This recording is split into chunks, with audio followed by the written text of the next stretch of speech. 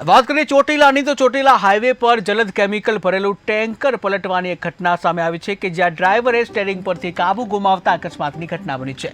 ત્યારે મામલતદાર, પોલીસ તેમજ fire બ્રિગેડની team ઘટનાસ્થળે પહોંચી હતી, જ્યાં ઘટનાને પગલે કેમિકલ પર પાણીનો મારો ચલાવી અને જે કરવામાં આવ્યું ત્યારે ટ્રાફિક જામ ન થાય તે માટે થઈને વાહનો છે તેને ડાયવર્ટ કરવામાં આવ્યા હતા। ત્યારે જલદ કેમિકલ ભરેલો એક ટેમ્પો છે એ ટેન્કર જે પલટી જવાનો મામલો સામે આવ્યો છે કે જ્યાં જલદ જે કેમિકલ છે તે રોડ રસ્તા ઉપર આવી ગયું હતું।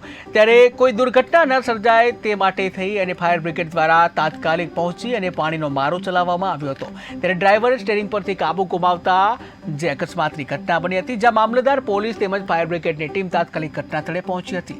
ત્યારે ઘટનાને પગલે કોઈ જાનહાનિ ન થાય, કોઈ દુર્ઘટના ન સર્જાય તે માટે જે જલદ કેમિકલ છે તેના ઉપર પાણીનો મારો ચલાવવામાં આવ્યો હતો। ત્યારે ટ્રાફિક જામ થતાં વાહનોને ડાયવર્ટ કરવામાં આવ્યા।